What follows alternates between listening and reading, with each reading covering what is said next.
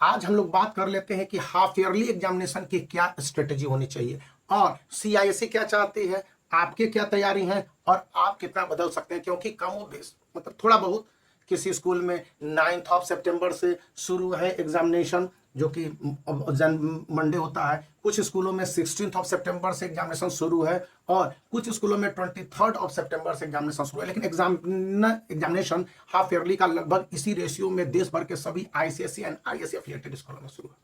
तो सीआईएससी ने क्या मोटे तौर पर कहा है हाफ ईयरली एग्जामिनेशन के लिए, तो वो कहा है कि आपके 70% तक सिलेबस से एक क्वेश्चन पूछे जाने चाहिए। पहले के प्री बोर्ड या यूनिट टेस्ट में जो क्वेश्चन पूछ लिए हैं, जैसे कि मैं मैथ का देखता हूं तो यहां पर जितने भी चैप्टर्स हैं उसमें से ये इतने चैप्टर्स हैं, तो यदि आपके 1, 2, 3 चैप्टर प्री बोर्ड पहले के यूनिट टेस्ट में पूछ लिए गए हैं तो उसके बाद से जितने भी क्वेश्चन होंगे, जितने चैप्टर तक रहे, तो यहां से आपके 80% से 90% क्वेश्चन पूछे जाएंगे। यहां पर केवल 10 से 12% ही क्वेश्चन पूछे जाएंगे। ये वैरी करेगा, कुछ जगह पर एक क्वेश्चन पूछे भी नहीं जाएंगे, लेकिन 70% तक सिलेबस ओवरऑल सितंबर तक कवर हो जाना चाहिए।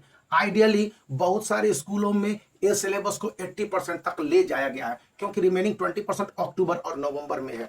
लेकिन अब क्वेश्चंस के नेचर कैसे होंगे, मैं मैथ्स को लेकर आपको बता देता हूं कि सीधी सीधी बात बोली गई है कि इस बार सीआईएससी ने अपने सैंपल पेपर को और मार्किंग स्कीम को अप्रैल में ऑफिशियल वेबसाइट cic.org पर जारी कर दिया।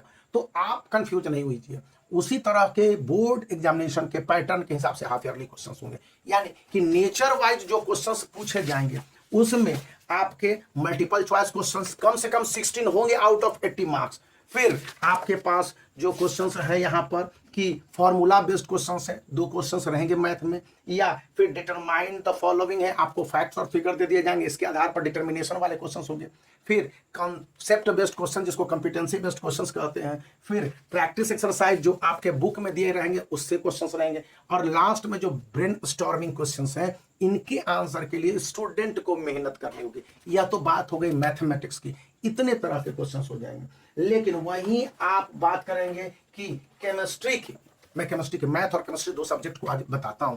तो केमिस्ट्री में यहां पर कहा गया है कि इस बार जो टोटल है 75% तक सिलेबस कवर होने चाहिए। इसमें से 70% मैथ में, और आपके पास कहे गए हैं कि हिस्ट्री सिविक्स और ज्योग्राफी में 70% तक, लेकिन फिजिक्स केमिस्ट्री और बायोलॉजी में 75% तक सिलेबस कवर होने चाहिए हाफ ईयरली में। यदि आपके स्कूल ने इससे कम दिए हैं प्लान और आपको जो रिपोर्ट दे दिया है या फिर एडवांस में दे दिया कि इन चैप्टर से क्वेश्चंस आएंगे और उसमें 75% से कम है, तो आप समझ लीजिए कि एक वार्निंग आपके लिए है।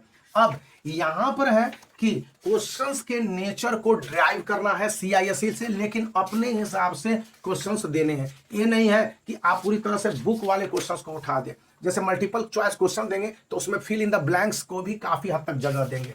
फिर आपके जो ऑप्शनल हैं वो भी दे सकते हैं, ग्राफ वाले क्वेश्चंस भी दे सकते हैं, टेबल वाले क्वेश्चंस भी दे सकते हैं, कैलकुलेशन और यहाँ पर जो न्यूमेरिकल्स हैं वो भी आप दे सकते हैं। केमिस्ट्री में इतनी आजादी दे दी गई है।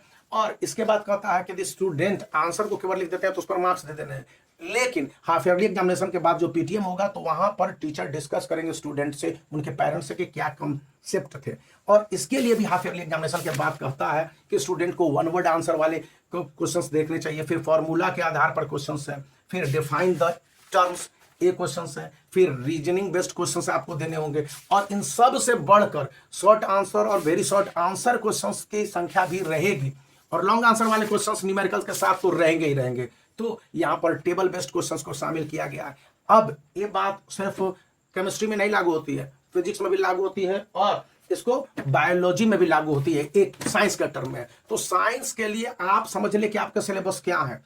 बोर्ड के एग्जामिनेशन के लिहाज से ये हाफ ईयरली एग्जामिनेशन है। अब आप स्टैंड कहां करते हैं, आपके सिलेबस कितने हैं, और जो भी आपके चैप्टर्स दे दिए गए हैं, जिन जिन चैप्टर से जितने चैप्टर पूछे जाने हैं स्कूल के द्वारा, उनमें आपकी तैयारी कितनी है, और उस हिसाब से तैयारी करेंगे। याद रखना है कि आप बोर्ड के लिहाज से तैयारी कर रहे हैं, न कि स्कूल के लिहाज से। स्कूल आपको कम चैप्टर देकर क्वेश्चन एग्जामिनेशन कंडक्ट कर लेगा और पीटीएम में कह रही है आपके बच्चे का प्रिपरेशन ठीक है, कुछ बच्चे को थोड़ा सा करेक्ट नहीं इनकी तैयारी करनी चाहिए, लेकिन लास्ट तो आप पर रिलाई करेगा ना।